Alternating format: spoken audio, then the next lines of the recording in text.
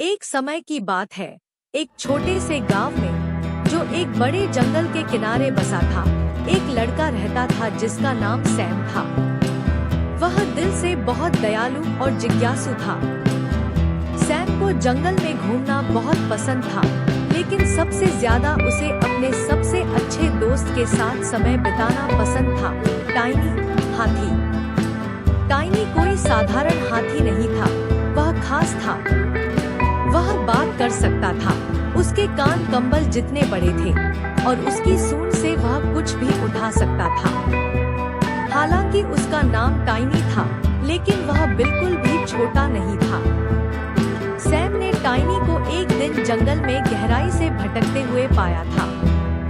Tiny अपने परिवार से बिछड़ गया था। सैम ने उसकी मदद की, उसे खाना और सोने की सुरक्षित जगह दी, और तब से वे दोनों कभी अलग नहीं हुए। एक धूप भरी सुबह, जब सैम और टाइनी अपने गांव के पास अपने पसंदीदा पेड़ के नीचे बैठे थे, सैम के मन में एक विचार आया। टाइनी, आज हम एक सच्ची यात्रा पर चलें। जंगल के उस पार एक पहाड़ है, जिसके पास एक सुनहरी नदी बहती है। मेरे दादा ने इसके बारे में बताया था। कहते हैं कि जो कोई भी उस सुनहरी नदी तक पहुंचता है, उसे कुछ जादुई चीज मिलती है।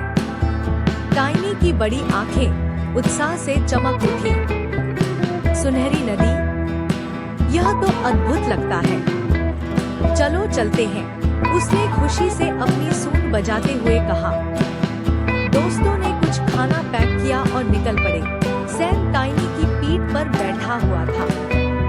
वे जंगल के और भी गहरे हिस्सों में गए जहां वे पहले कभी नहीं गए थे। ऊंचे ऊंचे पेड़ उनके ऊपर छाया कर रहे थे, लेकिन सैम और टाइनी को कोई डर नहीं था।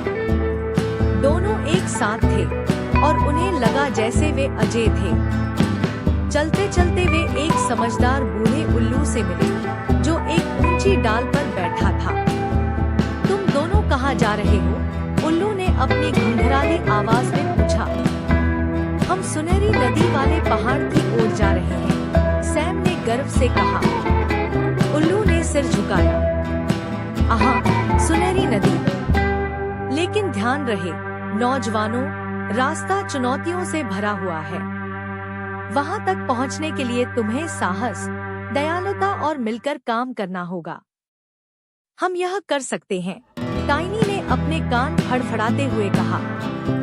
सैम ने सहमति में सिर हिलाया और उन्होंने उल्लू को धन्यवाद दिया और अपनी यात्रा जारी रखी। थोड़ी देर बाद वे एक चौड़ी और तेज नदी पर पहुंचे जो उनके रास्ते को रोक रही थी। सैम ने चारों ओर देखा, लेकिन वहां कोई पुल नहीं था।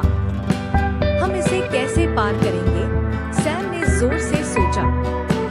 टाइनी ने कुछ सोचा, फिर मुस्कुराया। मजबूती से पकड़ो, उसने कहा। उसने अपनी सूंड को पानी में डाला और जितना पानी वह ले सकता था, उसे खींच लिया। फिर एक जोरदार फुहार से उसने पानी को बहुत दूर फेंक दिया, जिससे नदी का स्तर इतना गिर गया कि वे पार कर सके। वाह टाइनी, यह तो कमाल था, सैम ने खुशी से चिल्लाया, और वे उथले पानी में छपाछपाते हुए नदी पार कर गए। टाइनी ने खुशी में अपनी सूंड बजाई। नदी के दूसरी तरफ जंगल और भी घना हो गया और रास्ता पथरीला हो गया। अचानक उन्होंने झाड़ियों में कुछ हलचल सुनी। वहां से बंदरों का एक परिवार बाहर आया, जो चिंता में चिल्ला रहा था। कृपया हमारी मदद करो, सबसे बड़े बंदर ने कहा। हमारा बच्चा एक पेड़ पर फंसा हुआ है और हम उसे नीचे नहीं ला सकते। टाइनी ने बिना सोचे समझे अपनी सूंड हिलाई और सावधानी से छोटे बंदर को पेड़ से नीचे उतार दिया।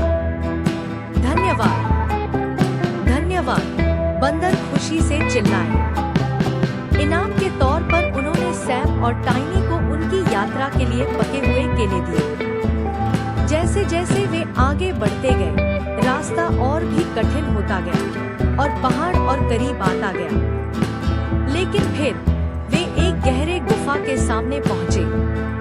अंदर से किसी जीव की दहाड़ सुनाई दे रही थी। एक बड़ा भालू जो पहाड़ में रहता था।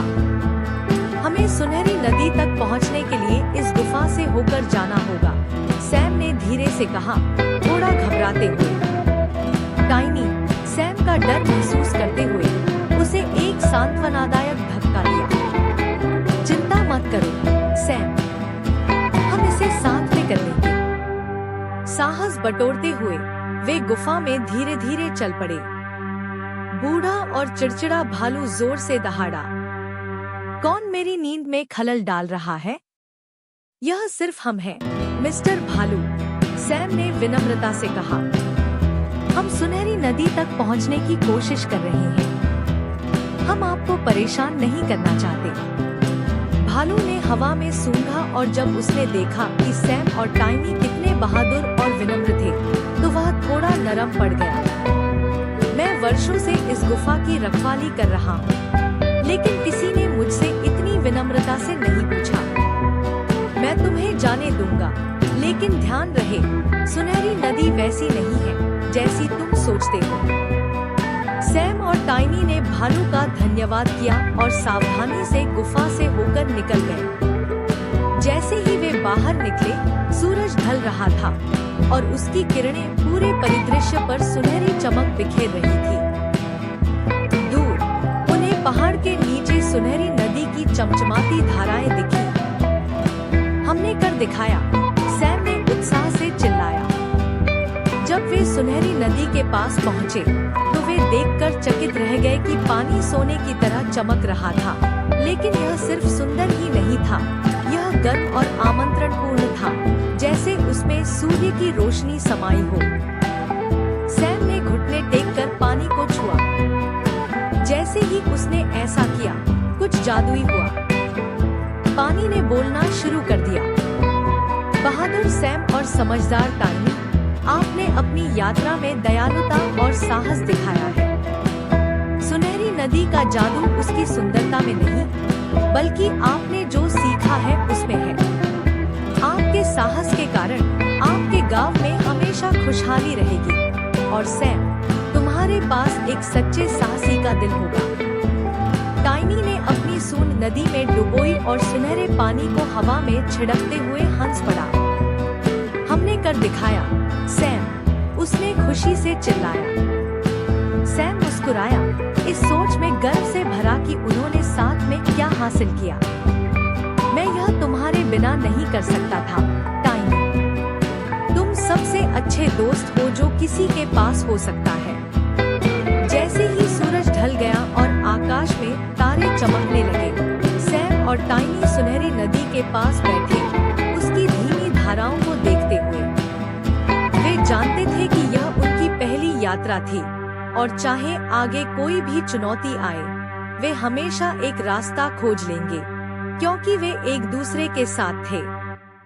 और इस तरह सैम और टाइनी हाथी अपने गांव लौटे, जहां उनका स्वागत खुशी और उत्साह से किया गया। उस दिन से जब भी सैम उस पहाड़ की ओर देखता, वह उन साहस, दयालुता और दोस्ती के पाठों को याद करता, जो उसने और टाइनी ने अपनी अविश्वसनीय यात्रा में सीखे थे।